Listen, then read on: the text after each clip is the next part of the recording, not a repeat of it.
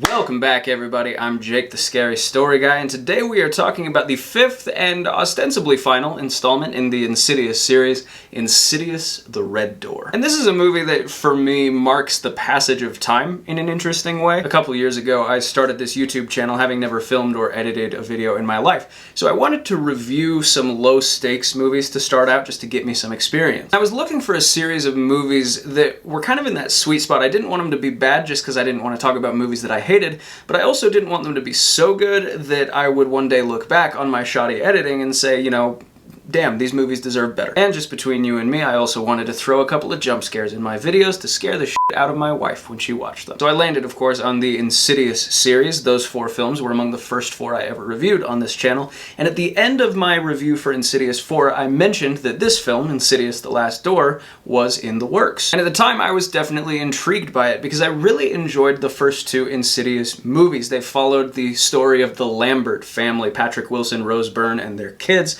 as they made their way through some sort of haunting-related trauma. Whereas Insidious 3 and 4 were sort of tepid spin-offs of the series, but not really continuations of that main storyline. So the reason I was intrigued is that Insidious 5 was going to return us to that original Lambert family storyline from the first 2 films, and Patrick Wilson, the star of these movies, was slated to direct it. Now, I wasn't sure if anything could save the franchise, but I thought they at least had the basic formula right. The original cast, the original characters, a new exciting director. They finally got rid of these fucking guys. Unfortunately, that was not enough. Insidious: The Red Door is not good. It's not good at all. So let's talk about why. Insidious 5, which is what I'm going to call it from now on for obvious reasons, follows young Dalton Lambert, the possessed kid from the first movie, as he grows up and goes off to college. We find out early on that his parents are now divorced after the events from the first 2 films, and he has a really strained relationship with his father, even though at the end of the second film, the 2 of them had their memories sort of supernaturally wiped so that they could forget all those horrible, traumatic events. But both he and his dad gradually start to remember, or at least that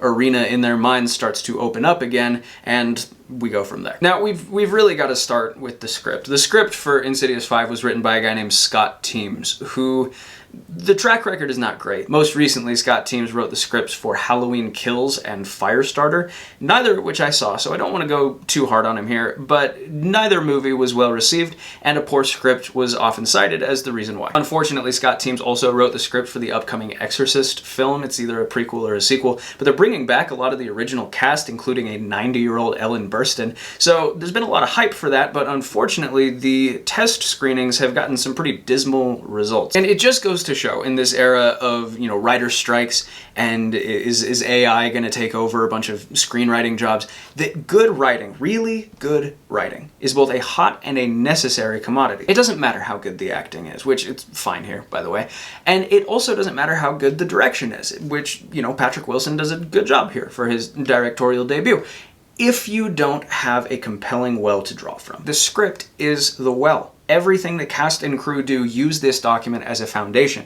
Now, a good script doesn't guarantee a good movie, of course, but you cannot make a good movie without one. It's just not possible. And this script was so bad that I honestly came away being like, why did they make this movie at all? Right? And obviously the reason is they just wanted to cash in on another Insidious movie, but they obviously didn't have any good ideas for it, so they just slapped something together. I won't spoil much, but the ending for this film is really weak. Like, it's really weak, to the point where I was just expecting, as everything's, you know, wrapping up and resolving, I was expecting it all to go to hell at the last second and like some sort of, you know, evil twist at the end, just because I was like, there's no way that's it, right? And there were some elements of it that had potential. Like, I enjoyed the sort of resolution that takes place between the Lambert family, their relationships with each other, but none of that feels earned if the lead-up hasn't been sufficiently captivating. Another problem is that Insidious 5 fails to rectify a major problem in the 3rd and 4th installments of the series. The supernatural element of this series is this otherworldly realm called the Further, which some gifted individuals can visit in astral projection while they sleep. In the first 2 films, the Further is exceptionally creepy, but more than that, it's unique.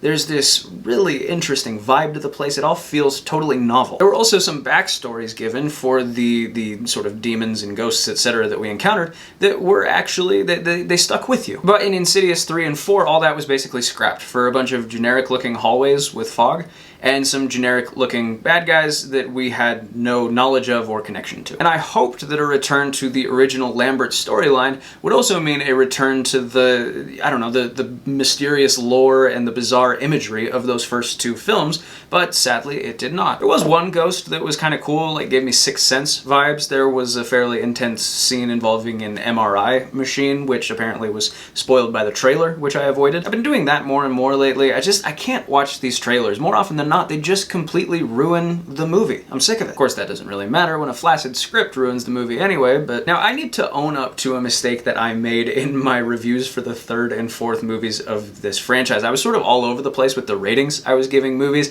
I don't think I wanted to go too low for some reason, but I gave Insidious 3 2.5 stars, and I gave Insidious 4 3 stars. Both of those need to be dropped down half a star. Insidious 3 is a 2-star film, and Insidious 4 is a 2.5-star film, if we're being generous. And unfortunately, I'm gonna give Insidious the Red Door 2 stars out of 5. I did like being back with the Lambert family to some degree, and we got rid of Tucker and Specs, who I considered to be some of the most annoying characters ever committed to film.